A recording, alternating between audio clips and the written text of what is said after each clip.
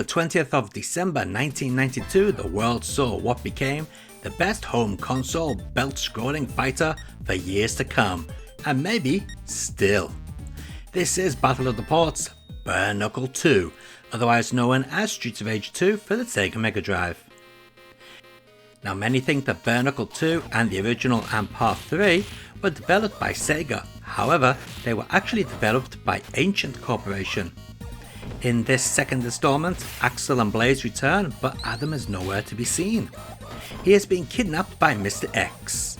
Max and Adam's younger brother Sammy, or Skate in the Western version, join Alex and Blaze to save the captive Adam. Compared to the original game, the characters' graphics are much larger and feature more animation. The audio was also made larger by using the PCM channel for hitting sounds, giving the game a more hefty feel when attacking. The number of enemy characters that appear on screen at the same time can now reach up to 5 when playing one player, or up to 6 when playing 2 players at the same time.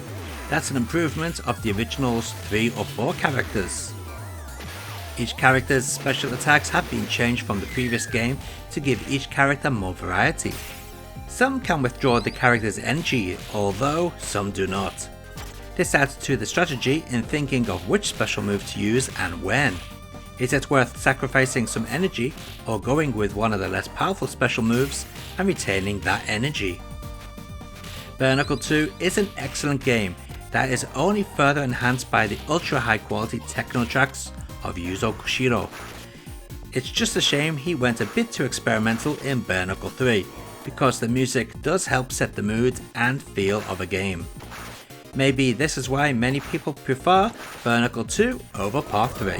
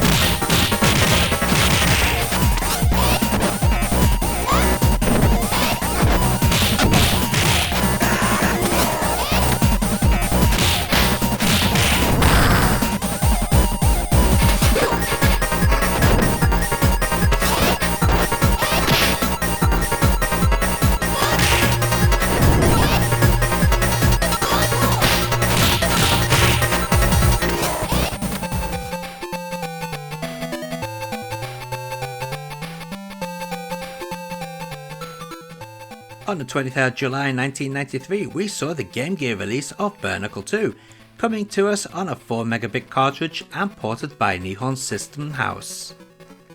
Now this is quite impressive. The port starts off with a slightly different intro and is missing Max, but that's okay, or at least for me.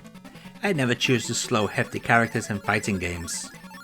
The characters that do remain, however, keep intact most of their special moves, besides the Mega Crash, which is being removed, and instead the special attack has been changed to a direction button, plus both buttons pressed at the same time. Even with this change, the character handles very well in their chubby looking form. And let's not forget that this is a 2-player game, as long as you own the link cable. The game is a lot more difficult than the original. Enemies come at you with no hesitation, whereas on the Mega Drive they tend to putter about before coming for you. This can lead to a little frustration at times, but overall it's not too bad and doesn't really hinder the enjoyment. Graphically, the backgrounds look pretty good and follow the Mega Drive game pretty closely, with a few original areas thrown in, while some stages are missing. I can accept this as I can with the Game Gear arrangements of the background music. There's even some original tunes in there, and they're all banging.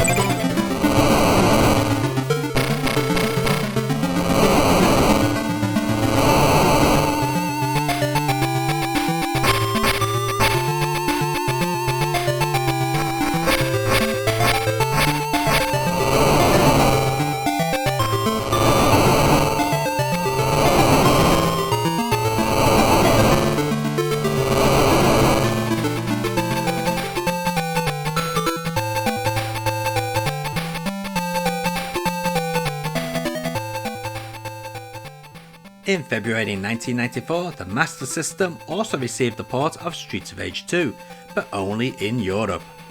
This one-player only port was also handled by Nihon System House, but isn't anything at all like the Game Gear version. Oh no, this is much worse. The game starts off promising with the same intro as the Mega Drive original, but then things start to go downhill from there. As with the Game Gear port, this version is lacking the wrestler Max. Not only is it missing one character, but it is also missing many of the moves for the remaining 3 characters. If they are in there, God only knows how they're pulled off, because it certainly isn't the same as the original or Game Gear version. But it gets even worse. Now we have enemies that run around as if they've got rockets stuck up their arse, and not only that, they are the most evil of cheap arse enemies you've ever seen in a game. It's all too easy for an enemy to knock you down, then repeatedly attack you, draining all your energy while you lie there helpless as you get the shit kicked out of you. Not only that, but they love to have a round of tennis using you as the ball. Bosses are also just as bad, coming in with cheap attacks and kicking you while you're down. Well, at least you would think the stages follow the Game Gear port. But no, even the stages are vastly different. Why on earth go to the trouble of making new stages when you could just reuse the Game Gear ones? As you can tell, I don't like the Master System port of Streets of Rage 2. It's a horrible game.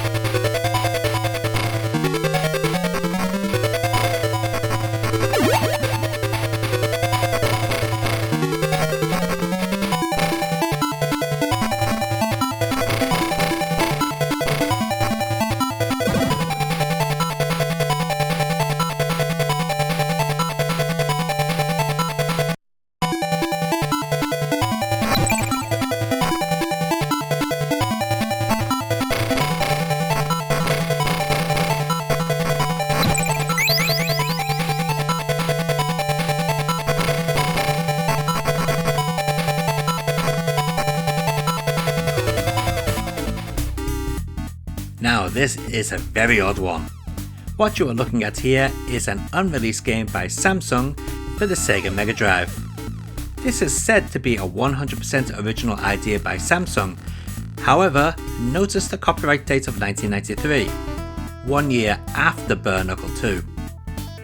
According to sources on the Korean net, this game basically copies Bare Knuckle II as well as certain areas from Capcom's Final Fight. Later in development, the game changed its name from City Hero to City Heroes. Notice the 1993 copyright is still present. Also notice how Samsung have copied Bare Knuckle 2 by having the musician's name on the title screen. This was not common back in the day. Namsan Q wasn't a game producer though, unlike Yuzo Koshiro. Nam was a popular Korean singer. Samsung said City Hero was not released because the partnership with Sega ended. However, I would think it was more like Sega didn't appreciate a rip-off of their own game.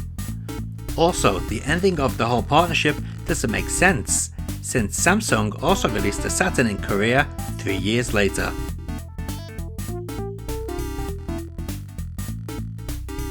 And let's take a look at all those versions of Knuckle II running side by side.